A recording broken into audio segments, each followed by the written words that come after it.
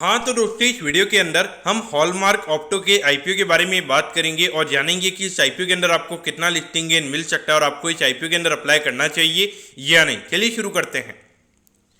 तो देखिए सबसे पहले हम ये जानेंगे कि ये कंपनी क्या काम करती है। तो देखिए जो कंपनी है 93 में ये कंपनी स्टार्ट हुई थी, यानी कि लगभग 29 से 30 साल ये कंपनी को स्टार्ट हुए हो चुके हैं। तो देखिए जो कंपनी है ये कंपनी साइंटिफिक और जो इंजीनियरिंग इंस्ट्रूमेंट्स होते हैं वो ये कंपनी बनाने का काम करती है। और अगर हम कंपनी के कुछ प्रोडक्ट की अगर हम बात करेंगे तो देखिए इमेजिंग इंस्ट्रूमेंट्स हो गए, मेजरिंग इंस्ट्रूमेंट्स हो गए, फिर एनालिटिकल इंस्ट्रूमेंट्स हो गए, जो लैब के अंदर जो इंस्ट्रूमेंट यूज किए जाते हैं, फिजिक्स लैब के जो इंस्ट्रूमेंट्स होते हैं, और मोटराइज जो लीनियर और रोटेशन स्टेजेस होते हैं, तो ये सारे ये कंपनी बनाने का काम करती है।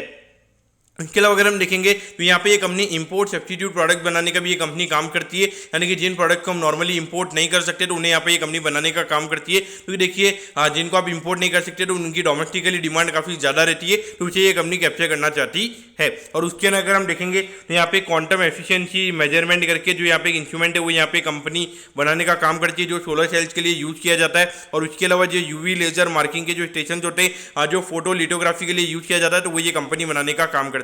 है। ऑल ओवर अगर हम देखेंगे तो अभी लगभग 800 प्रोडक्ट्स ये कंपनी ने ऑल ओवर अभी तक बना लिए हैं, और जिसमें अगर हम देखेंगे तो कस्टमाइज प्रोडक्ट भी यहाँ पे इंक्लूडेड है। उसके अलावा अगर हम देखेंगे, अगर हम कंपनी के मैन्युफैक्चरिंग यूनिट की अगर हम बात करेंगे तो एर्नाकुलम केरला के अंदर हमें यहाँ पे कंपनी की जो मैन्युफैक्चरिंग यूनिट है वो हमें यहाँ पे नजर आती है। और अगर हम टोटल लैंड की अगर हम बात करेंगे तो लगभग 29,000 स्क्वायर फीट का यहाँ पे हमें जो कंपनी का मैन्युफैक्चरिंग यूनिट है वो हमें यहाँ पे नजर आता है। अब अगर हम ऑब्जेक्टिव की अगर हम बात करेंगे, यानी कि जो आईपीओ से कंपनी को पैसा मिलने वाला है उसे कंपनी कैसे यूटिलाइज करेगी, तो यहाँ पे देखिए कैपिटल एक्सपेंडिचर के लिए यहाँ पे कंपनी का आईपीओ आ रहा है, यानी कि कुछ additional plant and machinery company को बिठाना है, तो उसके लिए यहाँ पे कंपनी का आईपीओ आ रहा है। और उसके अलावा जो वर्किंग कैपिटल की रिक्वायरमेंट है, यानी कि जो डेली टू डेली कैश के रिक्वायरमेंट्स होते हैं, उसके लिए यहाँ पे कंपनी का आईपीओ में आता हुआ नजर आ रहा है। और यहाँ पे जो कंपनी का आईपीओ का जो खर्चा होने वाला है तो वो भी कंपनी इसी से हमें यूटिलाइज करती हुई नजर आएगी। देखिए लगभग 11 करोड़ के लगभग का आईपीओ है, मेरे ख्याल से मुझे लगता है कि 50 से 60 लाख रुपए का तो यहाँ पे कंपनी का आईपीओ का खर्चा यहाँ पे कंपनी का हो जाएगा।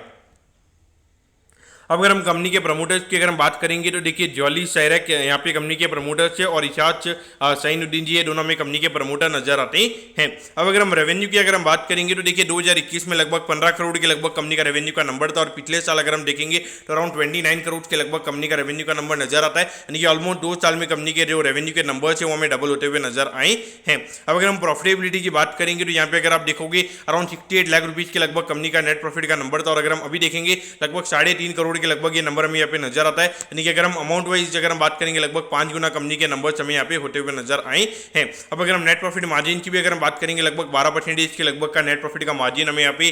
कंपनी का नजर आता है, जो कि देखा जाए हमें यहाँ पे काफी अच्छा नजर आता है। लेकिन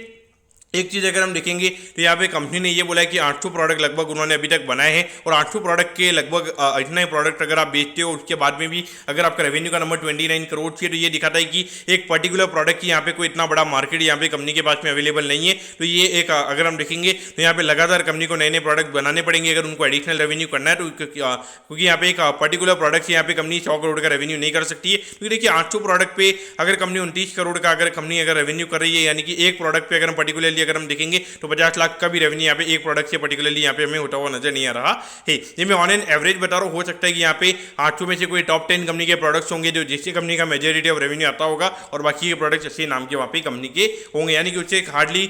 1 या 2% का रेवेन्यू कंपनी को आता होगा।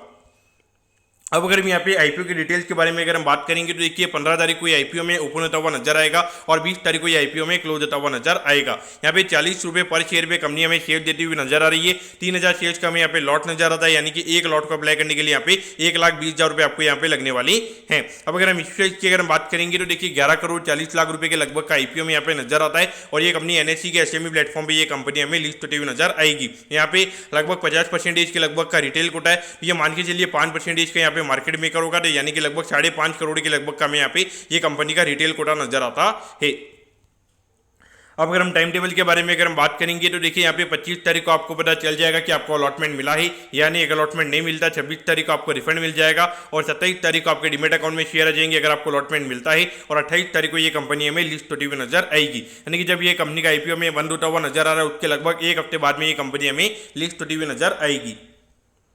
अब अगर हम एट दी एंड अगर हम वैल्यूएशन के पैरामीटर्स की अगर हम बात करेंगे तो देखिए यहाँ पे लगभग 40 करोड़ के मार्केट कैप पे ये कंपनी का आईपीओ में आता हुआ नजर आ रहा है और पिछले साल के प्रॉफिटेबिलिटी के हिसाब से अगर हम बात करेंगे हार्डली 10 से 11 के पी रेशियो पे ये कंपनी का आईपीओ में आता हुआ नजर आ रहा है। और देखिए कंपनी प्लांट एंड मशीनरी को यहाँ पे थोड़ा एडिशनल सेटअप के लिए कंपनी यहाँ पे कैपिटल रेज कर रही है, तो वो पॉइंट ऑफ व्यू से देखा जाए तो यहाँ पे अगर वो सेटअप हो जाएगा तो वो एडिशनल कंपनी के रेवेन्यू में ऐड करेगा, तो वो हो सकता है कि मार्केट को काफी अच्छा लगेगा। तो देखिए मेरे ख्याल से भले ही यहाँ पे आज मिड कैप और स्मॉल कैप के अंदर काफी ज्यादा हमें यहाँ पे सेल ऑफ देखने को मिला है, लेकिन देखिए 40 करोड़ के मार्केट कैप पे मुझे पर्टिकुलरली ये लगता है कि यहाँ पे डाउनसाइड रिस्क मेरे ख्याल से मुझे यहाँ पे कम नजर आता है। मुझे लगता है कि आईपीओ यहाँ पे अच्छा खासा हमें सब्सक्रिप्शन या आईपीओ के अंदर देखने को मिलेगा और मुझे लगता है कि यहाँ पे ये कंपनी हमें प्रीमियम पे लिस्ट होती हुई नजर आएगी। ऑल्दो अगर हम देखेंगे तो अभी हमें कोई ग्रे मार्केट प्रीमियम हमें यहाँ पे ये कंपनी का नजर नहीं आता है, लेकिन मेरा पॉइंट ऑफ व्यू से मुझे लगता है कि लगभग 20 से 25% के प्रीमियम पे ये कंपनी हमें लिस्ट होती हुई नजर आएगी और हो सकता है कि हमें यहाँ पे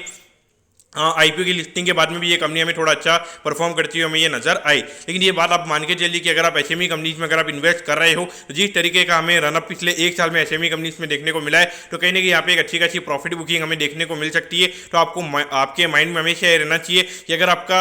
अगर सपोज आपकी नेटवर्थ अगर 1 करोड़ रुपए की है और अगर आपने मोस्टली अगर पैसा अगर आपने एसएमई कंपनीज में लगा रखा है तो कहीं ना कहीं वहाँ पर आपने थोड़ी प्रॉफिट बुकिंग करनी चाहिए। और अगर आपका सपोज अगर आपकी कैपिटल 15-20 लाख रुपए की है और अगर आपने 10 से 15 लाख रुपए की जो पूरी कैपिटल आपकी एसएमई कंपनी में डाल रखी है, तो कहीं ना कहीं यहाँ पर आपको थोड़ा सा मेरे ख्याल से आपका जो पोजीशन है वो या तो मेन बोर्ड कंपनीज है उसमें आपने जाना चाहिए, क्योंकि यहाँ पर अगर आप देखोगे तब यहाँ पे स्टॉक गिरने लग जाते हैं तो वहाँ पे सीधा लोअर सर्किट लगना चालू हो जाता है और आपके स्टॉक आप लिक्विडिटी अगर आपको लिक्विडिटी की जरूरत पड़ेगी तो आप अपने स्टॉक को सेल नहीं कर पाओगे। भले आपके स्टॉक लॉस में होंगे लेकिन जब लिक्विडिटी नहीं होगी तो आपको बिल्कुल भी अपने स्टॉक को सेल नहीं कर पाओगे, क्योंकि अगर कोई बायर ही नहीं होगा तो अपने स्टॉक आप कैसे सेल करोगे। ये पॉइंट ऑफ व्यू से आपको ये माइंड में रखना चाहिए अगर आप इसमें इन्वेस्टेड हैं तो दोस्तों मैं कहता हूँ कि हॉलमार्क ऑप्टो के आईपीओ के बारे में आपको सब कुछ समझ में आ गया होगा। अगर आपकी कोई भी क्वेरीज है आप कमेंट कीजिए, मैं जरूर आपके कमेंट पर रिप्लाई करूंगा। ओके दोस्तों, thank you, have a nice day.